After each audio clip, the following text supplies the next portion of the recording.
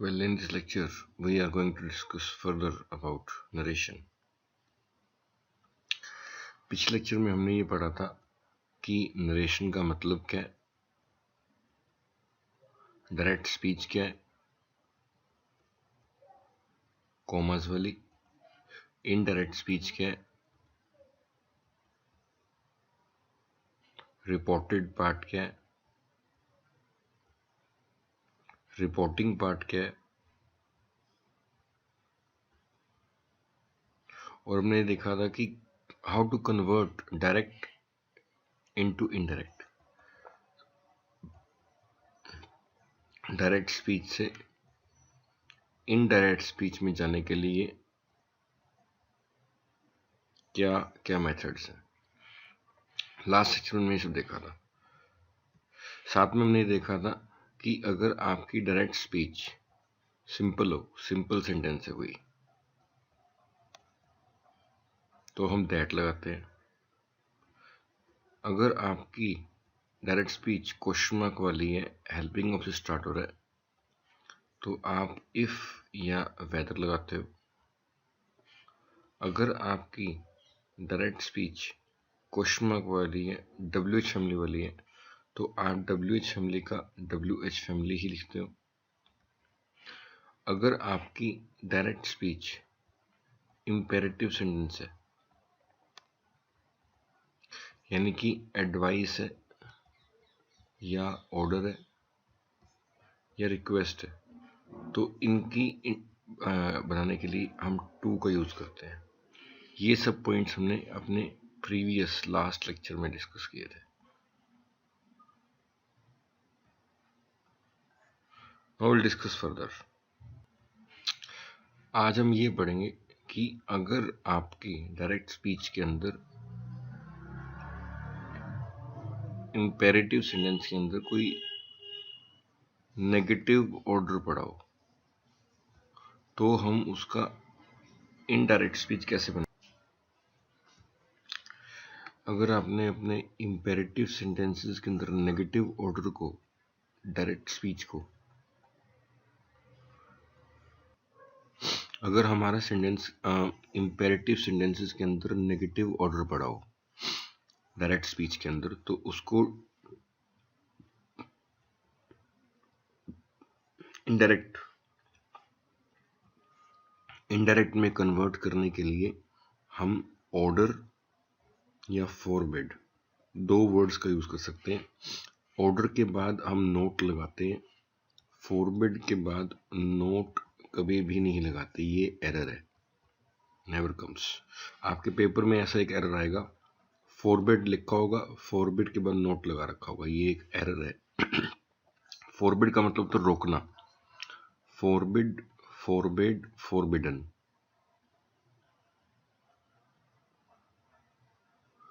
Three forms हैं ये, इनके बाद कभी भी नोट नहीं आता होता। कुछ एग्जांपल देखते हैं इसको समझने के लिए। जैसे check out this example, I said to Hari do not plug the flowers.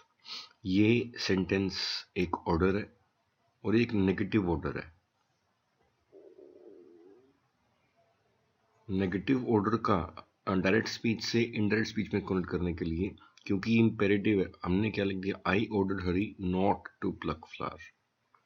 तो नेगेटिव ऑर्डर है तो हम नॉट टू बनाएंगे, और ऑर्डर क्योंकि ये इंपेरेटिव सेंटेंस है इसलिए हमने टू का कॉम्बिनेशन लगाया यहाँ पे, तो हम टू का यूज कर रहे हैं। और क्योंकि नेगेटिव है इसलिए हमने नॉट टू का। तो नेगेटिव ऑर्डर जब भी होगा, नेगेटिव ऑर्डर जब भी पढ़ा हो, तो इसका हम नॉट टू लगाते हैं ऑर्डर के साथ।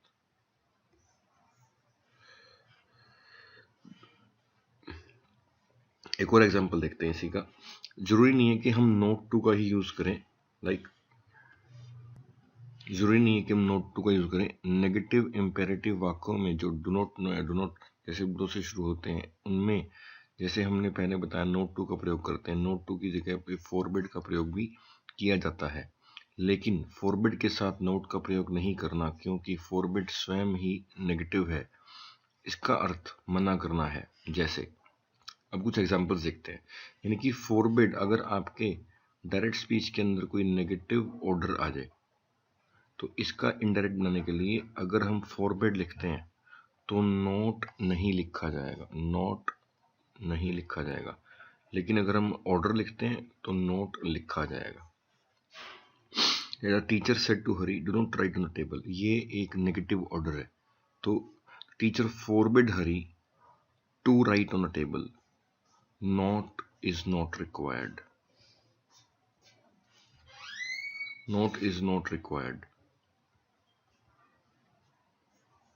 क्योंकि एक ऑर्डर वाला सेंटेंस है तो फॉरवर्ड के बाद नोट नहीं आएगा। Same is the next sentence, the principal instructed do not make a noise, it's a negative order. तो इसका बनाने के लिए हम अगर फॉरबिड लिखते हैं, फॉरबिड के बाद नोट नहीं है, the principal forbid the student to make noise, not नहीं आएगा, not will not come. She said to me, do not park your car here. She forbade me to park my car here. Not नहीं आएगा। Okay, अभी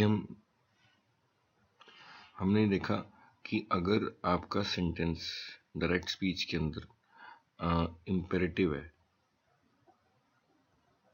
तो to लगाते हो आप, अगर नेगेटिव ऑर्डर है तो आप ऑर्डर भी लिख सकते हो, order to, ordered not to. अगर फॉरबिड लिखते हो तो फॉरबिड टू होता है। अभी हम आगे देखेंगे ऑप्टेटिव सेंटेंसेस। हो सकता है कि हमारी डायरेक्ट स्पीच के अंदर ऑप्टेटिव सेंटेंसेस हों। ऑप्टेटिव सेंटेंस मतलब कोई विश या प्रेयर, प्रे हो।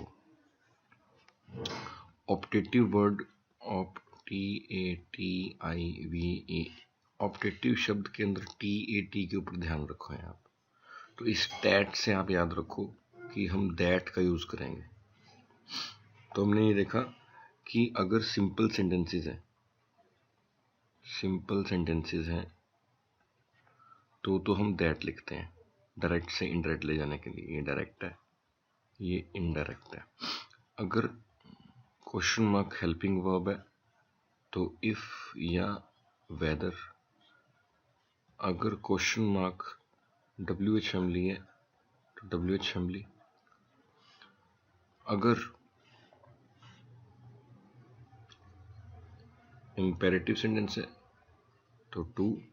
ऐसे ही अगर ऑप्टेटिव सेंटेंसेस हैं तो हम दैट का इस्तेमाल करते हैं। तो ऑप्टेटिव सेंटेंसेस के अंदर क्या होगा, हम दैट का यूज करेंगे डायरेक्ट स्पीच को इनडायरेक्ट स्पीच के अंदर कन्वर्ट करने के लिए, दैट का हम यूज करेंगे।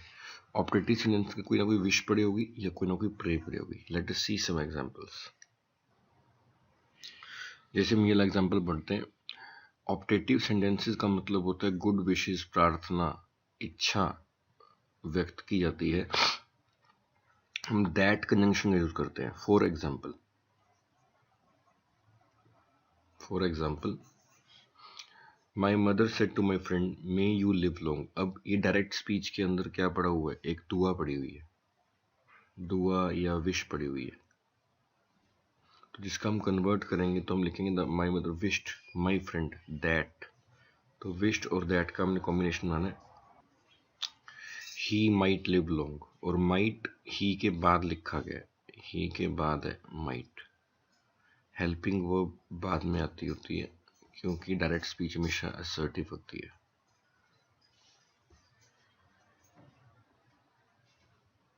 Interrogative. Let's check out this example. She said, God grant you success. पीछे एक्सक्लेमेशन मार्क है, तो इसका जब हम इनडायरेक्ट स्पीच से इनडायरेक्ट बनाएंगे, she prayed that God might grant me success। ऊपर वाले सेंटेंस के अंदर मे नहीं है, मे इज एब्सेंट, फिर भी हम माइट बना रहे हैं। इस इंपॉर्टेंट पॉइंट है ये। जैसे मे का प्रयोग नहीं हुआ है तब भी इंडायरेक्ट में माइट का प्रयोग किया गया है। मे की एग्जिस्टेंस ऐसे वाक्यों में स्वतः मानी जाती है। This is important point. एक और, यदि वाक्य में good morning, good evening, good day आदि का अभिवादन शुभ किया जाता है तो रिपोर्टिंग वर्ड की जगह विश्ड का प्रयोग किया जाता है। यदि सर या किसी अन्य शब्द के द्वारा तो वह शब्द या सर इन्वर्टेड कोमा में है तो उसे इन्वर्टेड कोमा से बाहर निकाल दिया जाता है। He said teacher good morning, he wished the teacher, इसमें दैट का यूज नहीं होता।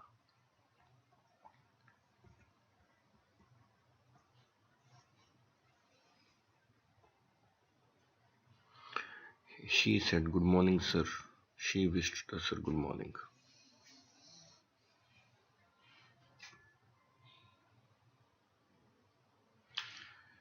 यदि वाक्य में फेयरवेल, गुड बाय, फेयरवेल का प्रयोग होता है तो बेड का प्रयोग किया जाता है। बेड में गुड बाय, दैट का यूज नहीं होता।